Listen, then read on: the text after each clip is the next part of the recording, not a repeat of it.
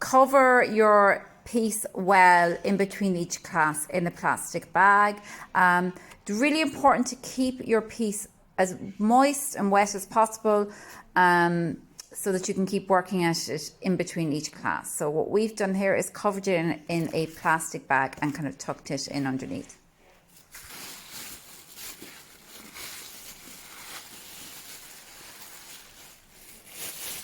So we're just going to have a look at what our clay head looks like. And what it basically is like, it's kind of like your first sketch when you start drawing your face. And we're going to look at what we need to change. So the shape is pretty good, but we're thinking that we need to add a little bit extra onto the chin. And we're looking at our drawing. And we also think that maybe we need to add a little bit onto the jaws as well. So we're going to attempt to do that now.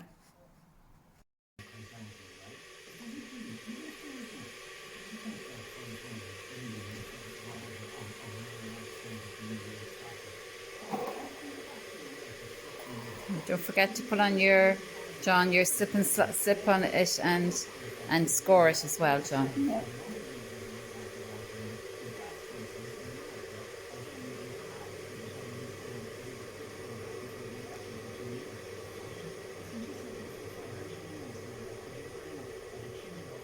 Like you might have to... I'm going to score it all the way up here. Yeah.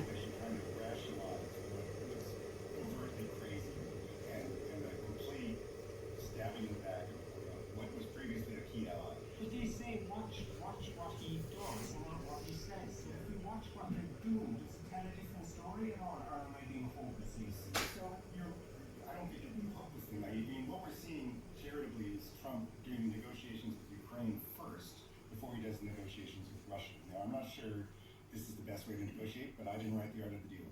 So this particular contract is crazy. As Barry O'Halloran points out in the Sunday Independent, Ukraine doesn't have a lot of rare earths to sell them. A lot of the mineral resources, which they do have, are in the Donbass in Russian-controlled territory.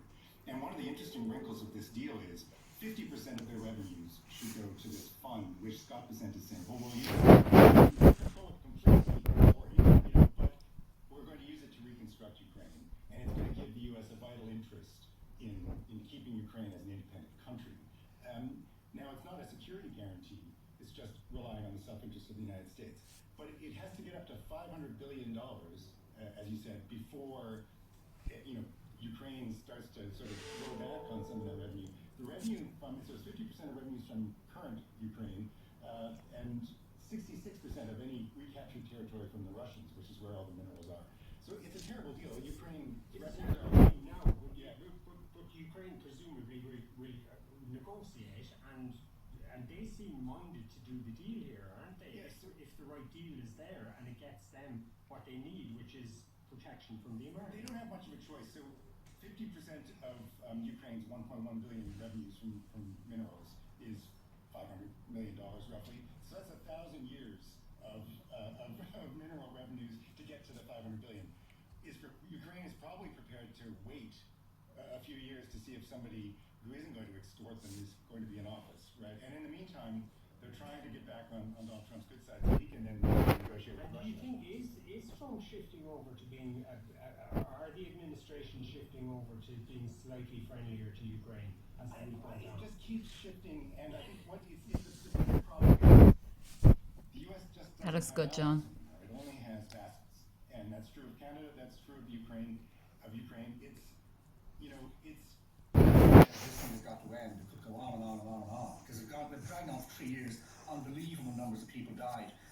Eisenhower signed a deal directly over the head of the South Korean leader because the South Korean leader was not willing to sign because he would get in trouble with his own people for not demanding total reunification of the whole Korean peninsula. And so Eisenhower said that's totally unrealistic. We're signing a deal with the Chinese. We're signing a deal with Kim Il-sung, the leader of North Korea at that time, and the South Korean leader refused to sign it. And I would say he was probably quietly relieved that the war had come to an end. So you might be trapped by his own people into not signing a deal, and Trump comes in and says, well, we're going to get a deal I can believe. bad enough to see children that normalised, but to think of children in a war-torn country going down to bomb shelter and knowing how to react in a bomb shelter, it's not what anybody should see in the world. And I think it's a very striking night. it's a very a woman from, I think, Zaporizhia or somewhere more in the east saying, well look, at least around here the alarm goes off and then the bombs come, whereas like where I come from, the bombs come and then the alarm goes off. Yeah, and I do think it's an important piece, because I think what we see at the moment is there's starting to creep an anti-Ukraine sentiment coming into the country, that it's safe and they should just go back and we've done our bit. And I think it's important that articles like this highlight before then. So Louise Byrne, bring us back home then, the defence spending and... Yeah, and if they veto, Ireland wouldn't be able to send their troops on peacekeeping missions. So what Taoiseach Simon Harris is saying, and of course he's also the Foreign Affairs and the Defence Minister, and what he's saying is that he wants to look at the removal of that UN requirement. And I think what he was really keen to stress, and I think this is an element of this debate that really does concern people, is what the effect of this would be on Irish neutrality. So I think neutrality is something that people hold in this country very dear. It's something that people would not like to see eroded. And what he was saying is that it was not. Yeah, some people disagree on it, but yeah. Some people disagree, but I think I would think that, I think looking at the debate from the Dáil, I think it's the one thing that the whole opposition and the government seem to be united on, this fact that we want to keep our military neutrality. And what Simon Harris is saying is that this is not effective, but I guess there have been issues where this is. Whereas when you come into a competitive environment, what we're seeing now is people from school level coming out ready to go. You just look at the conditioning of some of the players. They're in incredible shape at such young ages. So I think and as well, one thing I'm delighted, I think our personalities came across. We were allowed to be ourselves. You know, when I was finishing up in rugby, we were given the one-pager for media events, stick to the party line, you know, and speaking with us, that's Communications Go for it, John. And let's get some analysis now. And we're joined in our studio by Ben Tonner, Professor of International Relations at the UCD School of Politics. Ben Tonner, good afternoon and thank you for joining us. Tomorrow we will